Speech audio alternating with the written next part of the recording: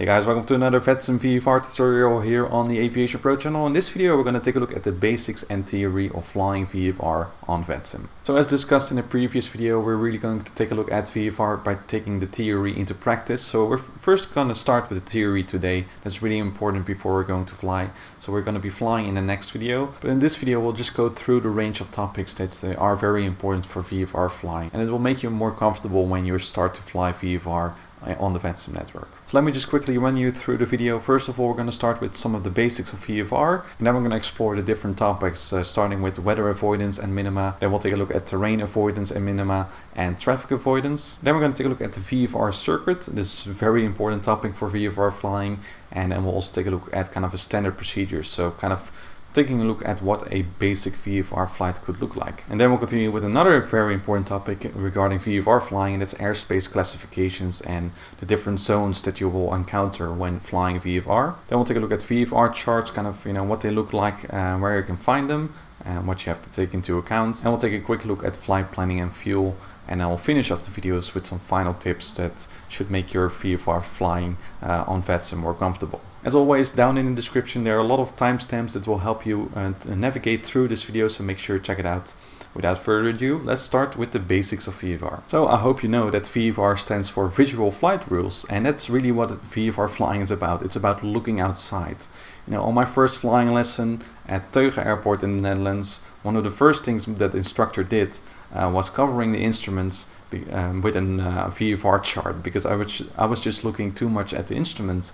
Being a flight simmer, you're very likely to be looking at the instruments, but VFR flying is really about looking outside, so keep that in mind. Now, IFR stands for Instrument Flight Rules, and as the name says, you use your instruments to navigate through the virtual skies in this case. So the main difference between VFR and IFR is really about which method of navigation you use. So VFR is really about looking outside, make sure that you look up landmarks and references that you can see in the terrain. You can follow rivers, you can follow highways, railroads, back to the basics of flying really.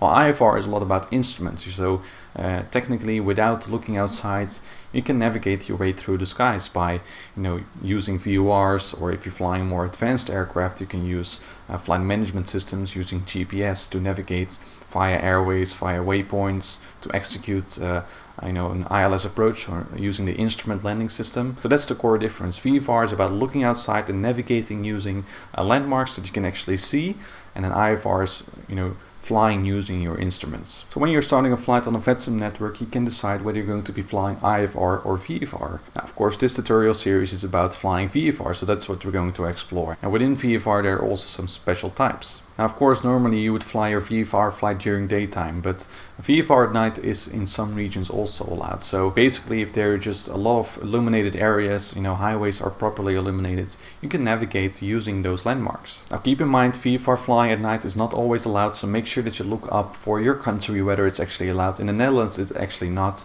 The only exception is for example, police helicopters or air ambulances or flight training schools, where they have to practice VFR at night as part of their license, getting their pilot license. Now again, most commonly you will fly during daytime, so make sure that you look up in the procedures of your country what the official daylight period is. So make sure that you actually fly within this period. Now, of course, this is flight sim, so you may wonder, I'm only able to fly at night, my local time. I cannot make it to actually fly in actual daytime because I'm at work all day. Now, that's of course very reasonable. So the beauty of flight sim is that you can of course pick a different time. So that's also allowed on VATSIM. Just make sure that you put in the remarks, what time you're using, so the controller knows that you're navigating in daylight. Then what I usually do is put in my remarks section, kind of the offset of time that I'm using from the current actual time. So if it's currently in real life 20 Zulu, then I would say in my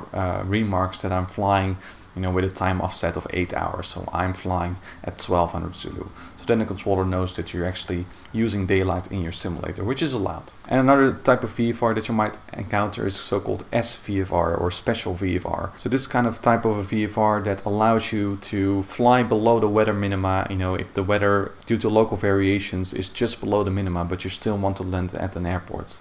The special VFR is just kind of, ATC gives you more guidance. ATC knows that you're flying below the minima.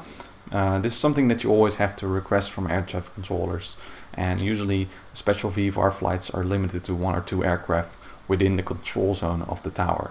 So don't worry too much about SVFR and VFR at night. I just wanted to mention these to you.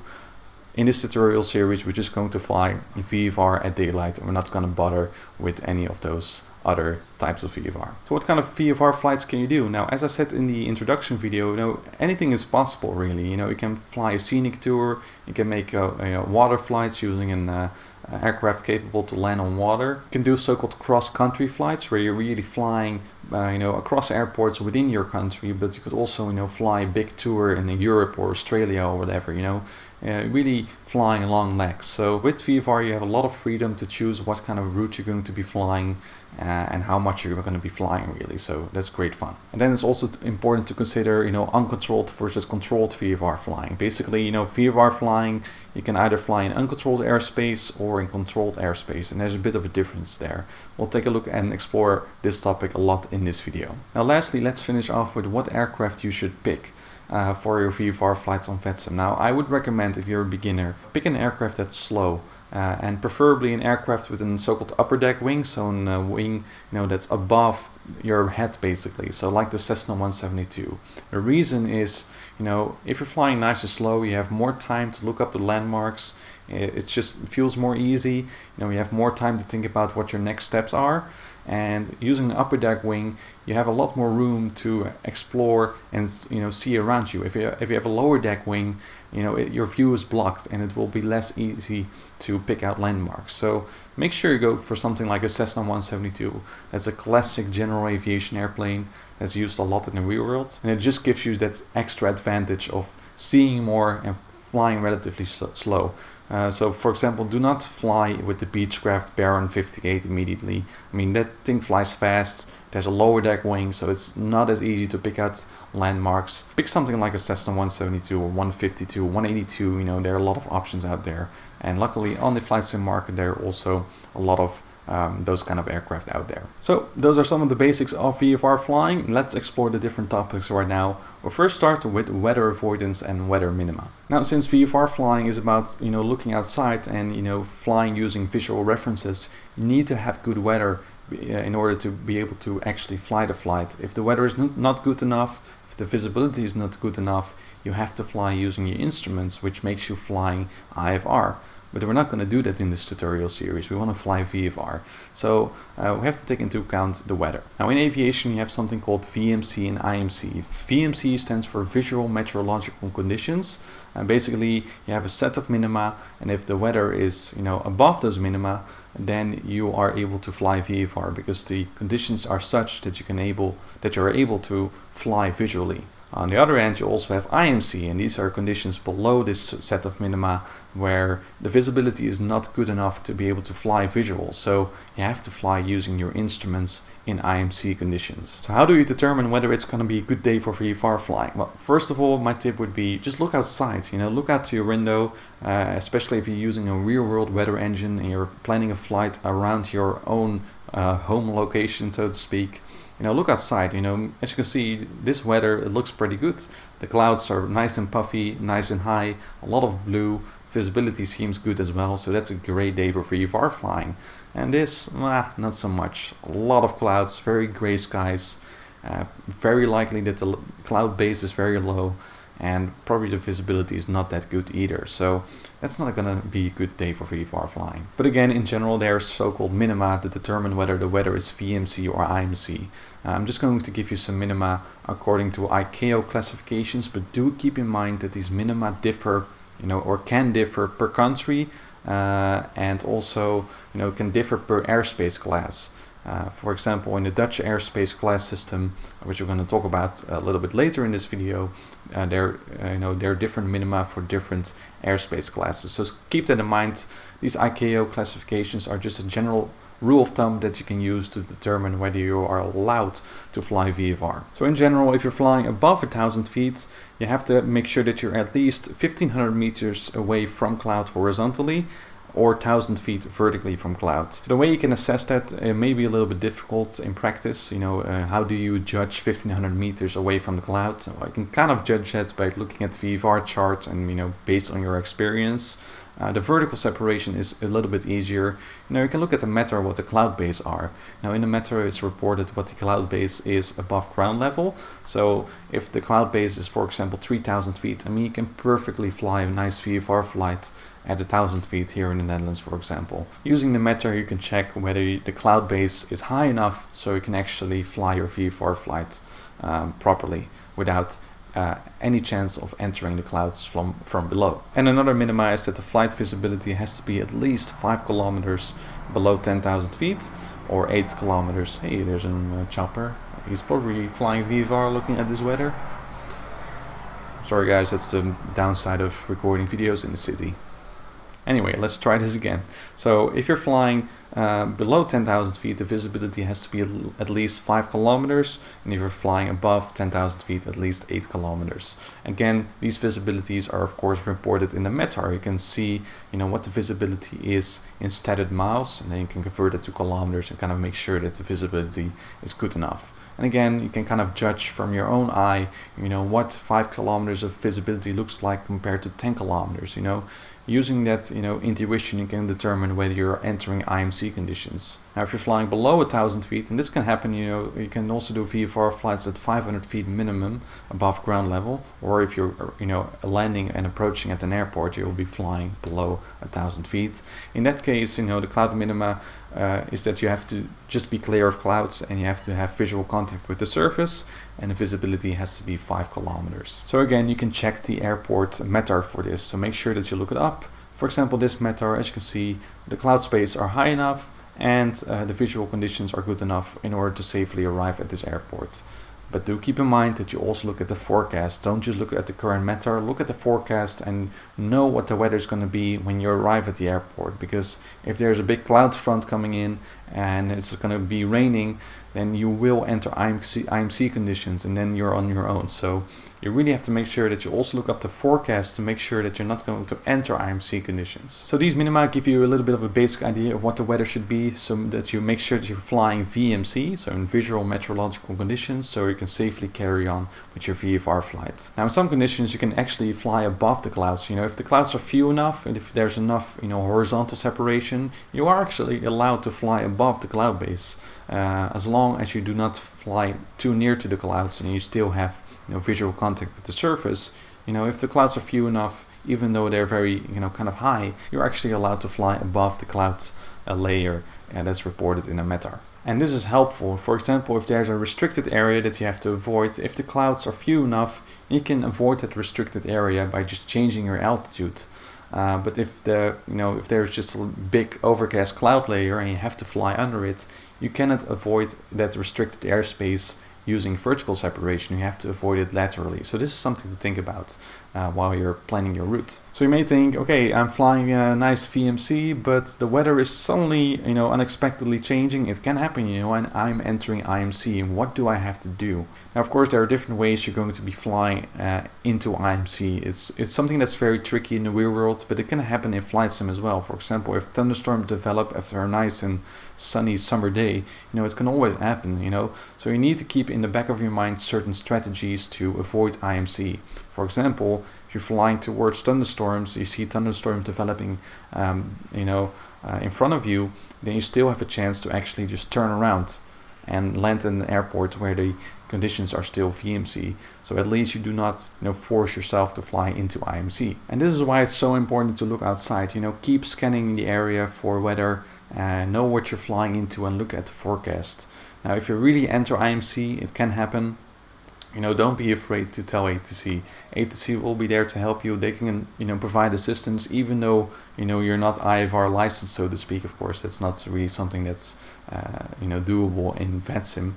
But in the real world, if you're not IFR licensed, you're not allowed to fly IFR. But still, if you enter IMC, get in touch with ATC, and they will give you instructions to help you out and get you down safely. So that's a bit of information about the weather avoidance and the weather minima. As you can see, it's a very important topic in VFR flying. Now, another thing about weather is pressure, and that's about QNH versus QFE. Now, these are so-called Q codes to determine what your altimeter settings should be. Now, QNH you might already be familiar with. It's kind of, you know, the pressure indication in hectopascals that you put in your altimeter, so you're showing the correct altitude based, you know, on the weather conditions around the airport. Now the difference between QNH and QFE is that QNH is based off mean sea level, while QFE something that you might encounter, for example, in the UK, you know, they report a circuit altitude and give you a certain QFE. QFE is the altimeter setting, you know, based above ground level, and that's very important. So, for example, let's take an airport that is in reality 300 feet above sea level, and the circuit height is 700 feet above ground level. Now, if you're flying with a QNH, you have to fly that circuit, you know, reading 1,000 feet on your altimeter. But if you're flying using QFE, if the air traffic controller gave you a QFE code, that's a, you know, in relation to ground level. So then you would actually be flying at 700 feet. So keep in mind this distinction between QNH and QFE, and make sure you get that right so that you're flying the correct circuit altitude, for example. Now, to close off this topic, again, there's, you know, this is a simulator. You can change the weather to whatever you want. And again, this is something that you're actually allowed to do on VATSIM as well. So if the weather in the real world around you is too bad to fly VFR, then you are actually, you know, allowed to just pick a weather team in the sim that's, you know, clear weather, so that you can actually fly the VFR flights. But again, do make sure that you report this to the air traffic controller via the remark section in your flight plan. So in that case, the controller knows that you're, you know, flying in clear weather, so he doesn't have to worry about you entering IMC, for example. One thing to keep in mind if you're using a default weather team just to be able to fly VFR is that your QNH is going to be different from what the QNH is reported, you know, according to the real world METAR. So if you just pick the clear skies team in prepared, for example, your QNH is going to be 1013. But don't enter the QNH of the actual weather given to you in a METAR, because then your altitude is going to be way off. So if you're using, you know, your own weather team, not using real world weather, just to fly VFR, make sure your QNH is actually set to the correct QNH value according to the weather team that you've selected. So now that we've learned about weather avoidance and weather minima, let's take a look at terrain avoidance and terrain minima. Of course, you want to make sure that you're also flying, you know, high enough to avoid terrain features properly. Now again, these minima may differ. These are kind of a standard set of minima that you can kind of adhere to. In general, again, I'm saying in general, but make sure that you look it up for the region that you're flying in. In general, you want to fly at least 500 feet above ground level throughout your VFR flight, if that is taking place over non-residential area. If you're flying over residential area, so any, you know, place that has a lot of houses or just a big city, make sure that you're at least flying 1,000 feet above ground level. Now in some areas these minimas may be even higher. So for example, in mountainous areas in the US, you know, these minima may be 2,000 feet.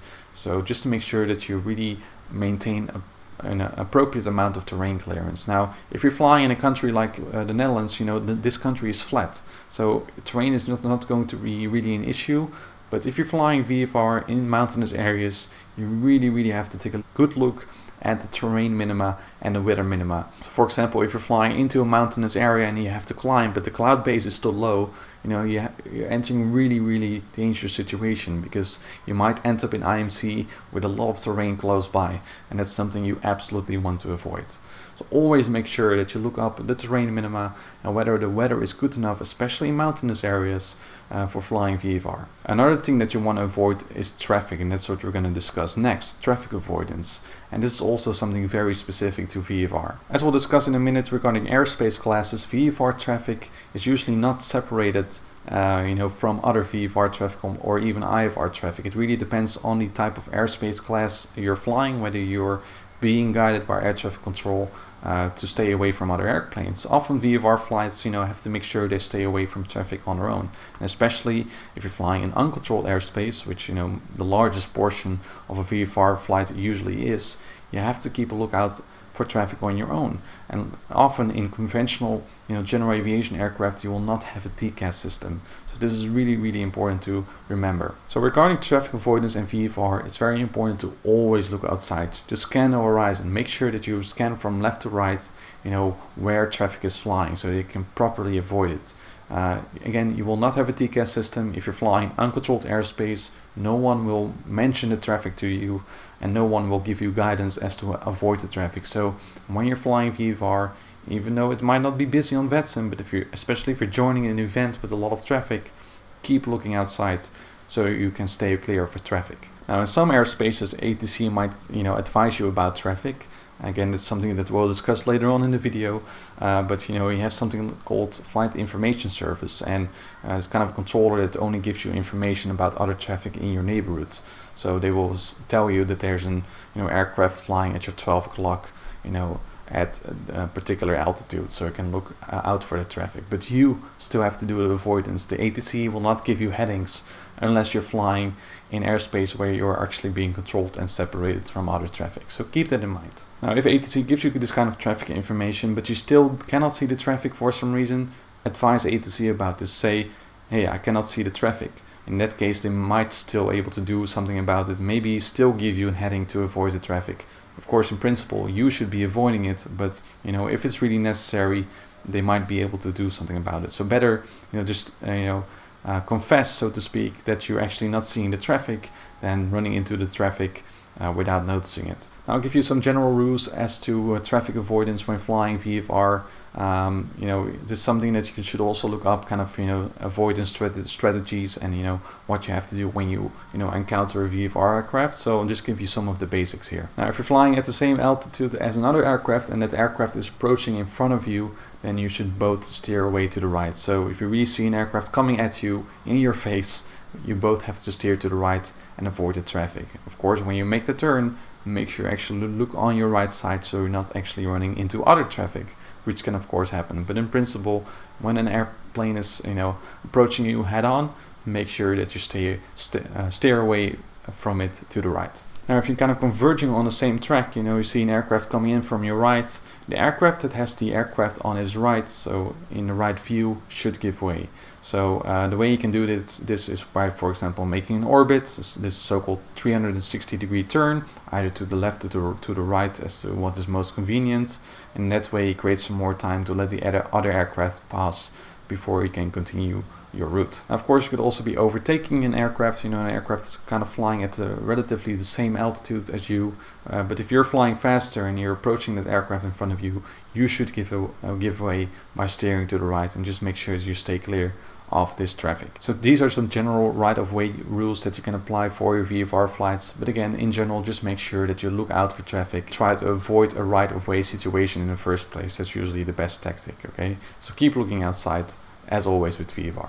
So we've talked a lot about avoidance strategies and minimas, kind of the things that scare you away from VFR flying. Now let's take a look at an actual VFR flying aspect, and that's the VFR circuit. Now, circuit flying is really the basis of VFR flying. It's the first thing that I did when I first flew on VATSIM. I flew these circuits to get used to talking to air traffic controllers. And most runways at airports have a so-called circuit, which is basically sort of a racetrack around a runway, which you follow using visual landmarks in order to practice VFR flying and practicing a lot of takeoffs and landings in a short amount of time. So let's take a look at what the regular VFR circuit looks like. Now, a VFR circuit is composed of different legs. First of all, when you take off, you're flying on the takeoff leg. Then when you start to make a turn, usually to the left, you will enter the crosswind leg. Then when you start to turn left and you fly parallel to the runway, you will enter the downwind leg. Usually this is a leg that you actually want to report to air traffic control. So you can just say that you're on the downwind leg and the controller knows kind of what your position is in the circuit. Then as you're flying along the runway, at some point you want to turn back. So when you start turning left, you will enter the base leg. This is kind of the leg where you want to start your descent and want to prepare for the approach by lowering some flaps. And then finally you will turn inbound to the runway on the final leg. And this is usually also a leg that you want to report, report final to a runway, and then the air traffic controller will give you a clearance for example, a full stop landing or touch and go, which you can also do. If you're making a touch and go, you basically touch down on the runway and then spool the engines up again, and you'll take off to enter the circuit yet again, beginning with the takeoff leg. So again, make sure that you memorize these legs. So takeoff leg, crosswind, downwind, base, and final.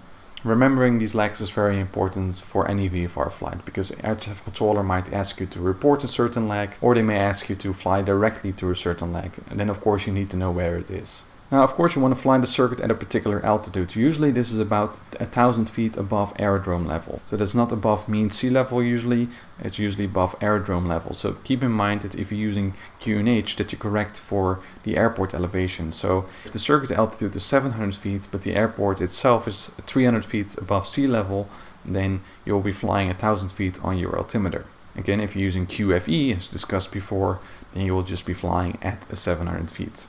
Now usually the circuit height is default per country and it might vary, so 1,000 feet is a common one, but for example 700 feet or 800 feet are also common circuit heights. In the Netherlands the default circuit height is 700 feet above aerodrome level. But keep in mind there's a lot of variation here, even particular airports may have specific circuit altitudes which are off from the default altitude as specified by your country's aeronautical information publication. So make sure that you always look up for your airport as you're flying to or from what the exact circuit altitude is. And if you're in doubt, just ask the controller or ask other traffic on the frequency what the circuit height is, and better be safe than sorry. Now VFR traffic circuit is either left hand or right hand, and this is very important to consider. Make sure that you do not mix this up.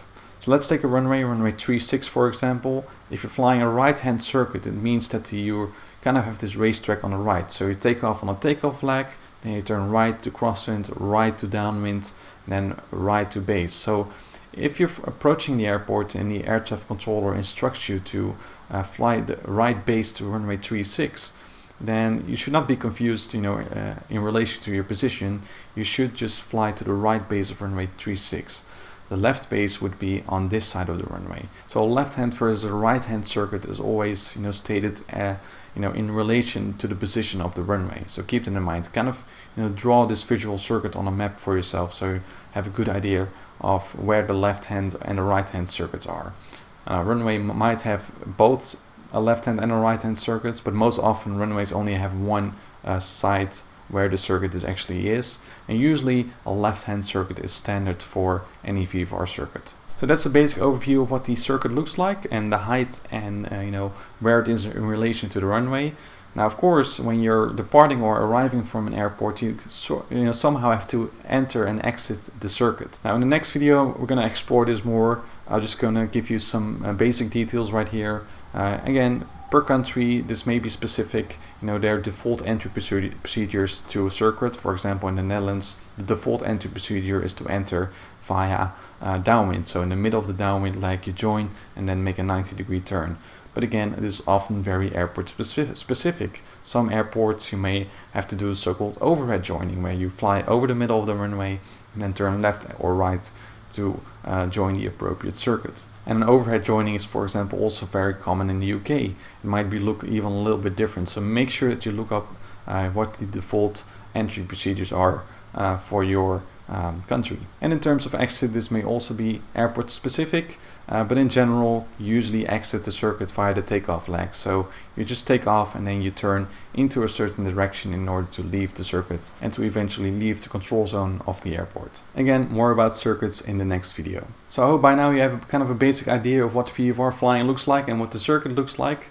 Now let's take a look at what kind of a standard VFR flight could look like by kind of going through the different steps. And we're just going to take a look at this, flying from controlled to controlled airspace. So we're not going to look at uncontrolled airports, we're just flying from controlled airspace in this example. Now for flying VFR, it's very important that you look up your country's procedures. And the procedures, again, I mentioned this before, are usually published in the aeronautical information publications. You can just look this up on Google, search AIP and then your country's name. In some countries you might have to register in order to access it, but the AIP of a country contains all the information you need to know about VFR flying and it contains all the default procedures. It's very important that you review this. So I'll kind of take you through what a VFR flight from A to B can look like. Again, this may be different in your country, so keep that in mind, but just, kind of a general idea of what will happen. Now, for VFR flights, you usually don't really ask a clearance like you would ask for a clearance when you're doing an IFR flight. Usually for your VFR, you're just given a startup clearance, and then the air traffic controller will give you the active runway, the latest ATIS information. They will also give give you the QNH, and they will also give you a squawk code. Now the default squawk code for VFR flight in the Netherlands is 7000. In controlled airspace, they may change your squawk to 0060, but again, this squawk code may be different in other countries. So usually you just ask for startup for a VFR flight.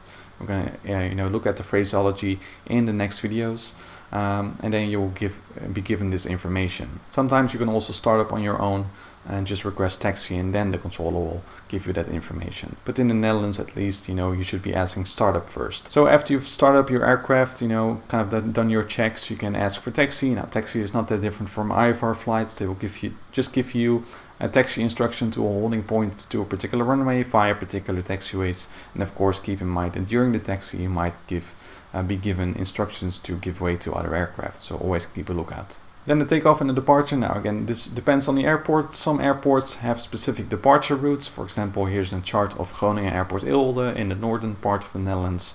And as you can see, there are specific departure routes. For example, this one follows a highway. So basically, as we'll review in the departure procedures in the next videos, you will see that you just have to make a turn towards the first waypoint and then follow that route in order to exit the Groningen Airport Eelde airspace. At other airports, you just may be exiting the circuit using the default procedure. Now, when you're departing, you're usually in contact with the tower controller, and then as you exit the so-called CTR, we're going to review that in a minute, then you'll be flying in uncontrolled airspace usually. This may not always be happening. Sometimes you may be entering other controlled airspace, but for the sake of this example, let's say we're just entering uncontrolled airspace. And that's when you cross this boundary of the CTR that you can also see on this VFR chart. When you exit the control zone and flying in uncontrolled airspace, you can contact so-called flight information service. So it's kind of a separate frequency who keeps an eye out on all the traffic, especially VFR traffic. They do not really provide active air traffic control. They just provide you with information upon request. They can give you information like traffic information. They can give you information about the weather, especially the QNH is of course very important, especially if you're flying into another region. The QNH is going to change depending on the weather conditions. So that's some information that they can give. They can also give you frequencies of radio stations or nav aids, or give you your position in relation to a nav aid, so you can kind of have a better idea of where you are. So this kind of a frequency in uncontrolled airspace that you do not have to contact, but it's advisable to do so in order to get all the information necessary for a safe flight. In our departure tutorial, we're going to take a look exactly how to contact something like flight information service. Now, even if you're flying in uncontrolled airspace, especially if you're flying a cross-country flight, you may be flying through controlled airspace from time to time. For example, you may be crossing CTRs or TMAs, so areas of responsibility for the tower controller or approach controller, respectively. So that's why it's very important to read VFR charts, so you make sure that you know when you're crossing controlled airspace. But of course, you could also make your route as such as that you do not fly into any controlled airspace at all. So what's the typical cruise altitude of a VFR flight? Now this really depends, especially on the aircraft that you're using. Of course, you want to make sure that you actually pick an altitude which allows you to stay in VMC and that you're not entering clouds, of course. So it could be 1,000 feet, 2,000 feet, 3,000 feet. It really depends, and of course you want to make sure that you also pick an altitude that keeps you clear of airspace where you're not allowed to fly into. For example, in the Netherlands, most airspace is Class A. It's actually prohibited to fly VFR, especially close to Schiphol Airport. There's just a lot of airspace there. For example, right here, the boundary of the airspace is 1,500 feet. So, it's advisable that you do not fly exactly at 1,500 feet here, but actually fly 1,300 feet. So you have a bit of a margin and stay away from this prohibited area from VFR traffic. But in general, you're kind of free to choose what altitude you're flying, especially below 3,000 feet. You do not really have to fly at specific altitudes. If you're going to fly above 3,000 feet, it's advisable to follow the semicircular rule. So if you're flying to the east, in general, you have to fly an odd level. And then if you're flying VFR, you'll also fly at a 500 feet addition to that. For example, cruise altitudes towards the east can be 3,500 feet, 5,500 feet, 7,500 feet, etc. While to the west, if your general direction of flight is heading west, then you'll be flying at even levels plus 500 feet. So for example, 4,500 feet or 6,500 feet. Now, if you're going to fly at high cruise altitudes, do keep in mind that countries have transition altitudes as well, specifically for VFR flights. So the VFR transition altitude in the Netherlands is 3,500 feet. So any cruise level above 3,500 feet, you're going to be flying at a so-called flight level, which is using the standard QNH setting 1013. So keep that in mind, that you're switching to your standard altimeter setting from the local altimeter setting, and that instead of flying at 4,500 feet, you're going to be flying at flight level 4 or 5. Okay, so look it up for your country what the transition altitude is for VFR traffic. So if you've done a bit of cruising, you will be entering controlled airspace again. Usually this is the TAO controller again. So well in advance of entering that airspace, you contact the controller. Usually you report that you're inbound above a specific waypoint, and then the controller will likely give you further clearance to enter their controlled airspace. And then as you approach the airport, you either again follow a route, or you just use one of the default entry procedures of the circuit in order to join the circuit and then make a landing at the runway. Then after you landed, you would just taxi to the gate like any regular flights that you would do on the VATSIM network, and then you'll park somewhere, usually at some sort of general aviation apron or flight school or fueling station. You know, you're not really parking at the gate, of course, but you will be parking at an area specified for general aviation flights. And sometimes the controller might actually ask you, where do you want to park? Especially if you're from a particular flying club or flight school, he might ask you that question. So that's kind of a general overview of what a VFR flight can look like. And again, we're going to split this up in this tutorial series. We're going to take a look at the departure separately from controlled and uncontrolled airports, and then an arrival separately at controlled versus uncontrolled airports. And then the cross-country flight is going to be coming all together, and we're really going to take a look at what the flight typically looks like. So I hope you're holding on to this theory so far. As you can see, it's quite a lot, but it's very necessary to really cover all this. So without further ado, let's take a look at the next topic, and that's also very important. That's airspace classifications. Now let's first divide this into controlled and uncontrolled airports, so you kind of know what to expect. If you're flying from a controlled airport, which is for example Amsterdam, Rotterdam, Groningen, those are airports where air traffic control is fully active and provides you with air traffic control and gives you clearances. Okay. Now you may also be flying from uncontrolled airports, and there's kind of a distinction between them. You have uncontrolled airports with so-called radio station. So there's sort of an air-to-ground communication. So basically there will be a separate frequency for that airport where you'll be able to, report your intentions and your position to the person on the ground. And the person on the ground is not really a controller. All they do is give you some more information about the aerodrome, and you just say Roger, so they understood your position report in the circuit, for example. An example of such uncontrolled airport is Teugen Airport in the Netherlands, and we're going to feature that airport in the departure and arrival video as well. Then you also have uncontrolled airports where there's really no one on the ground listening to you. Basically, these are airports which have just a standard frequency, so for example so-called unicom frequency, so like talking to other VATSIM pilots via text. In this case, you talk to other pilots via voice in order to report your location, report your intentions to other pilots. So there's no air-to-ground communication, there's only air-to-air communication. On VATSIM this is not really possible. Usually there's no frequency like that.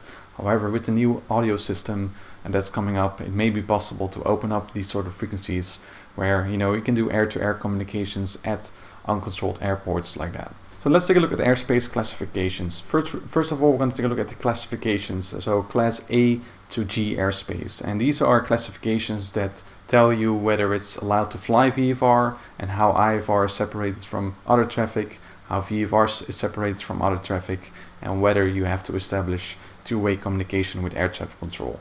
Then in the next part, we're going to take a look at specific zones and areas. So kind of going through the terminology of different types of airspace, like CTA, TMA, CTR, TMZ, or restricted airspace. We'll just go through them so you kind of know what they are, and then you have an idea of what kind of airspace you may be entering. And while we're going through these airspace classifications and types, I'll also show what they usually look like on the VFR chart. So when you look at the VFR chart, you'll more easily recognize a certain airspace class or a certain type of airspace. First, the general classifications. Why are they there? Well, simply, in some airspace it's just too busy to accept VFR traffic, and in other airspaces VFR traffic may be allowed, but the air traffic controller will not have enough time and capability to provide separation from other traffic. So there are different airspace classes that kind of tell you how traffic is separated from each other, and to what degree air traffic control is actually being given. So I'm going to show you the ICAO classification. This is kind of a general set of classifications that should give you a good idea. But again, this varies per country, so make sure you look it up, especially if you're in the US. These classifications might differ a little bit. So let's just go through the ICAO classifications and make sure that you look up for your country how it differs. So first of all, we have Class A airspace. Again, this is one of the most restricted type of airspace. Only IFR flights are allowed and VFR flights are prohibited, so you're not able to actually enter that airspace. In this airspace, IFR aircraft are separated from each other. Now again, a large part of the Netherlands is actually Class A airspace, so there's actually not a lot of room for VFR flying in the Netherlands, because this is a small country and there's a major airport, Schiphol, nearby. So you really have to take a careful look at the chart as to where Class A airspace is, and make sure that you fly well away from it or well below it.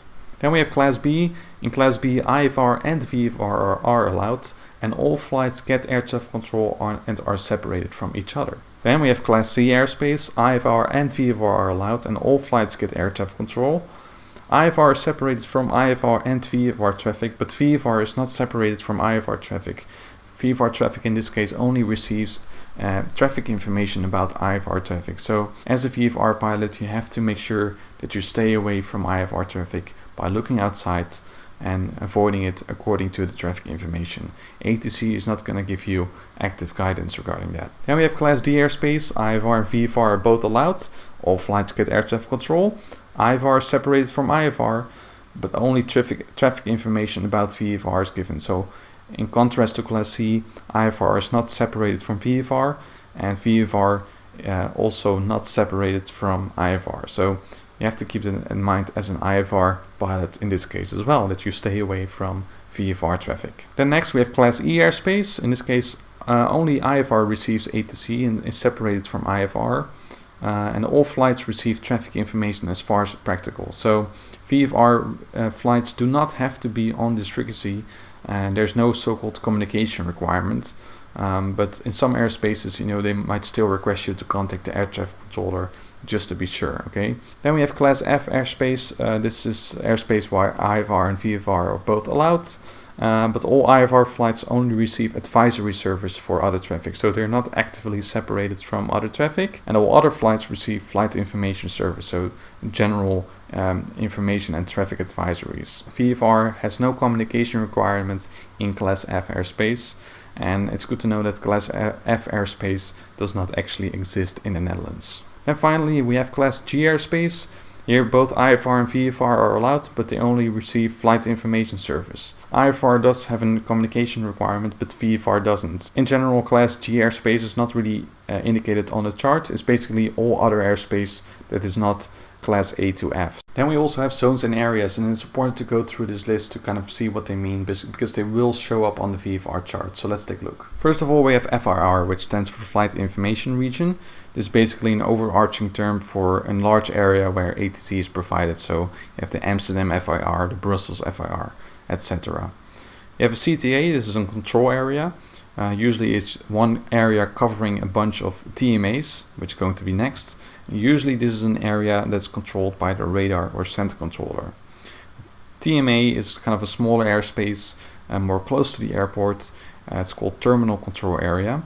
It has specific boundaries like a CTA, also with altitudes, and this is usually the area that's controlled by the approach controller. Now, as you can see, this is an example of one of the TMAs around Schiphol. As you can see, there's a lower boundary and an upper boundary, and also it's designated what type of airspace this is. Now, as you can see, this is Class A airspace, so VFR traffic is not allowed.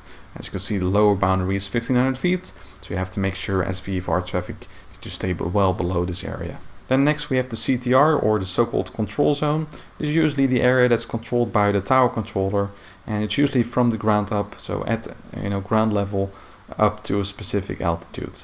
And typically control zones are the areas that you mostly encounter as a VFR pilot. Usually when you're departing out of an airport, you're exiting the control zone into uncontrolled airspace, And then while you're flying through uncontrolled airspace, provided that you actually stay away from TMAs by flying low enough, as you fly through controlled airspace, you might encounter other CTRs.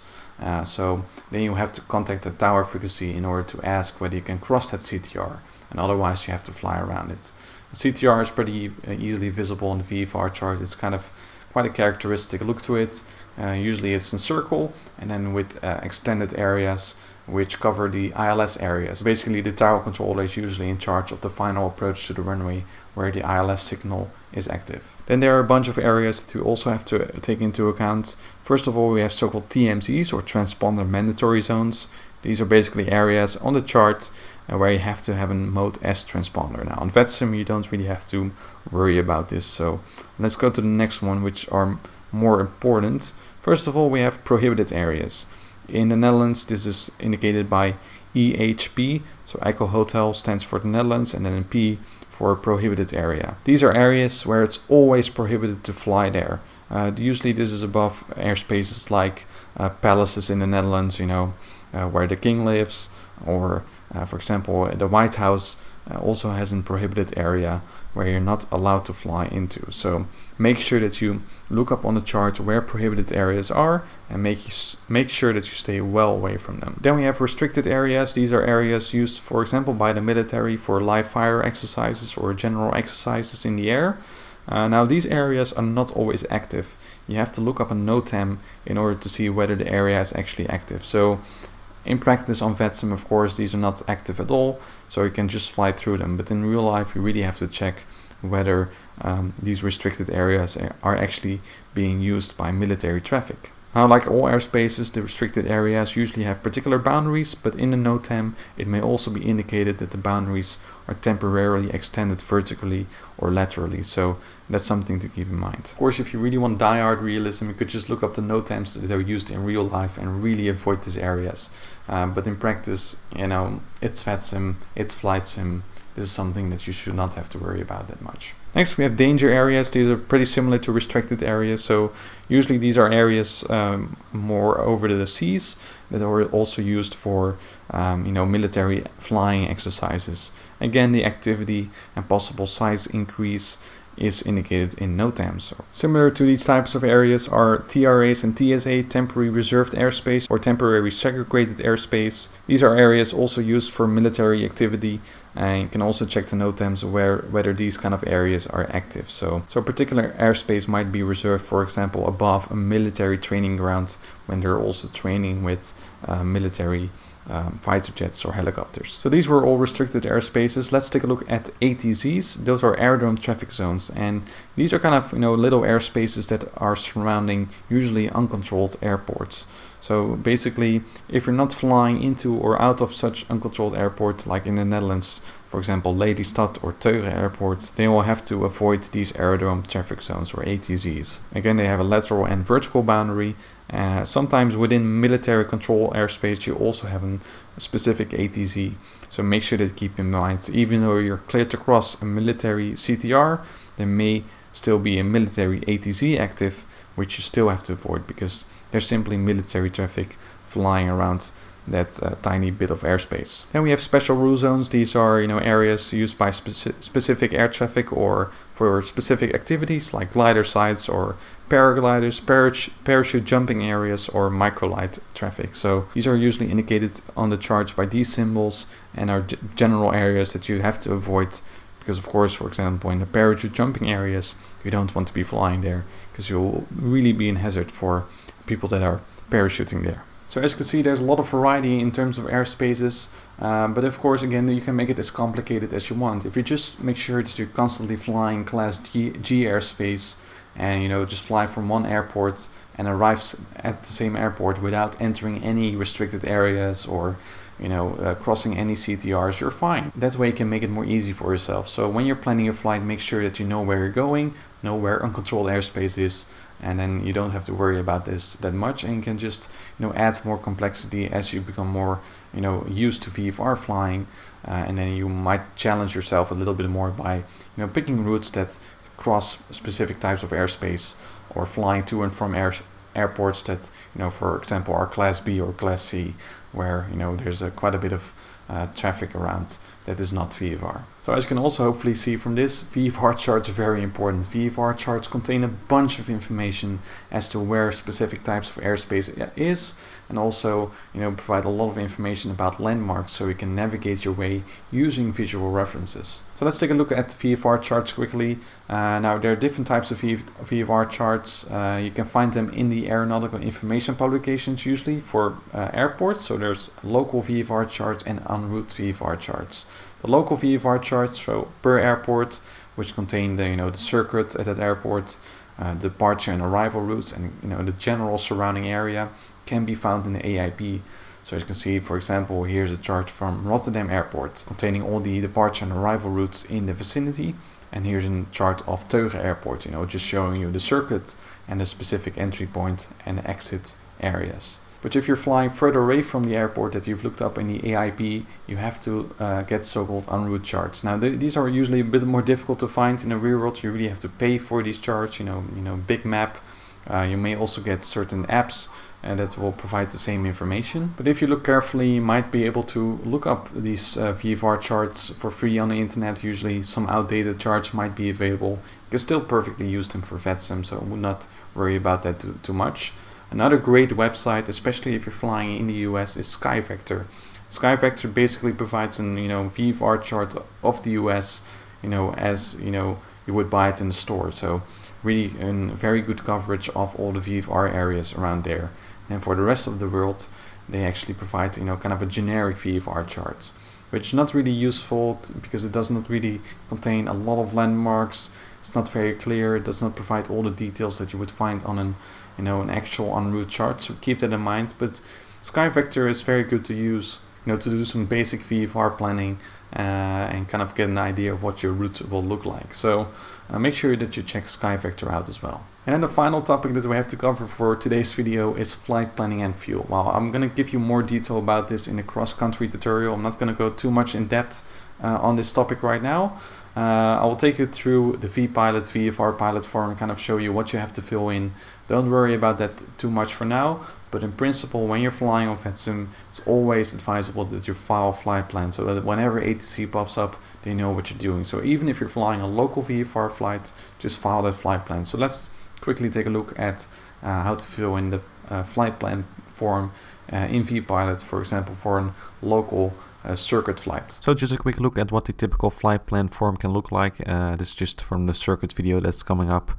So very quickly, top left, you just select VFR, your departure airport and arrival airport, of course, depending on what flights you're going to make. Make sure you also file an alternate. Even if you're doing local circuit flights, there's always something that can happen at the airport which makes you have to divert, so keep that in mind. Departure time, just put it in Zulu time, so UTC time. Try to estimate how much time you're going to be spending in the air and how much fuel you're carrying. Of course, this really depends on what aircraft you're actually using. The cruise speed, the same thing, kind of an average speed for like a Cessna is maybe 80 or 100 knots, something around that. Cruise altitude, if you're flying circuits, just put the circuit altitude right here. If you're flying a longer flight, you just put here your average altitude usually. Then the route, you just enter either, for a circuit VFR to stay within the circuit. And then later on, as we do the cross-country flight, we'll see that we'll actually enter some waypoints here. In the remarks, you can put any remarks like how many touch and goes you are planning to make, so the controller is aware of that. So a general look at the flight plan form. We'll see this return in future videos. And when you have bigger plans and actually planning to fly flights from A to B, it's going to get a bit more complicated. Again, I'm going to cover this in a cross-country tutorial.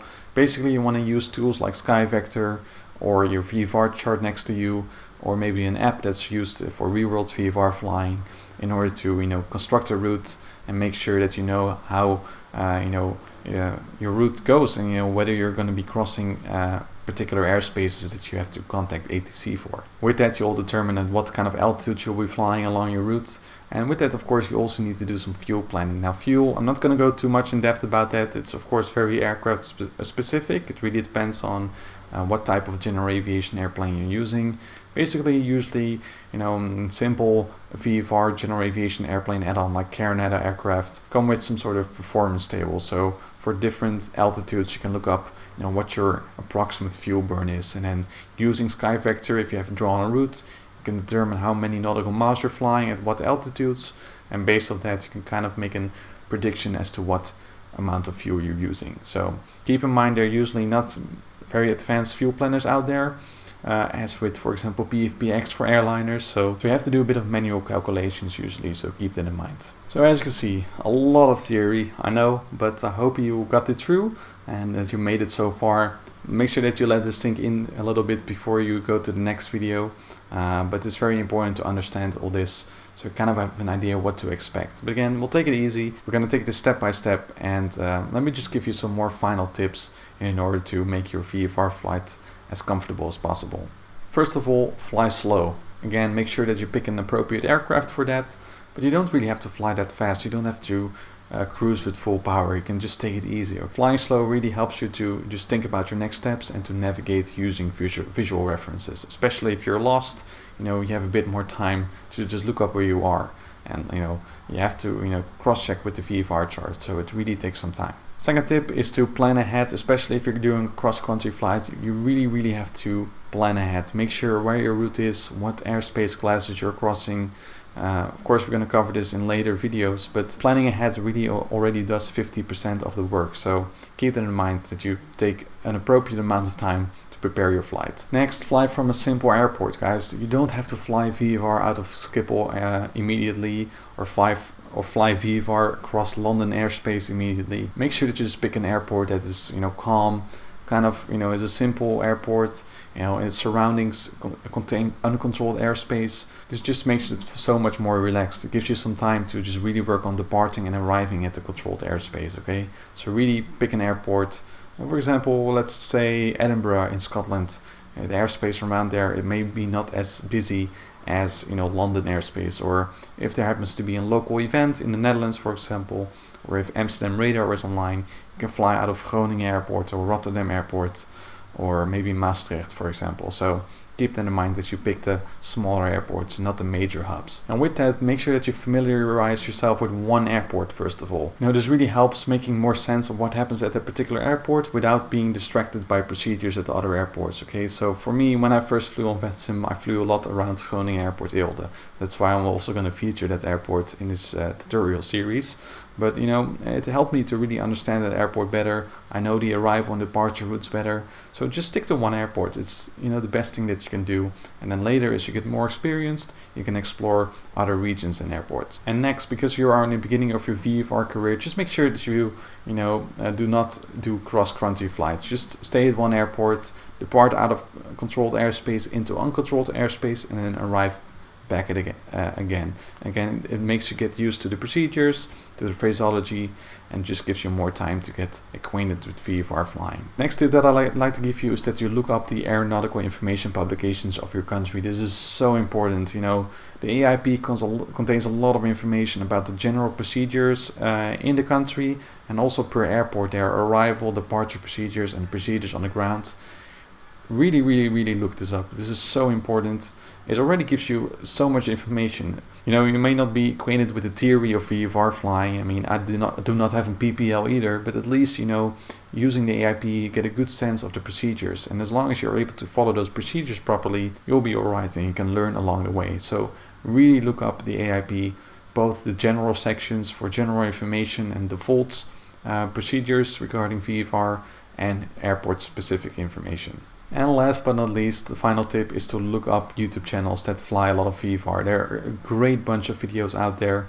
They contain a lot of information, and make sure that you look up VFR flights in your region. If I have to give you some specific tips, if you're flying in the UK, the Flying Reporter is a great channel.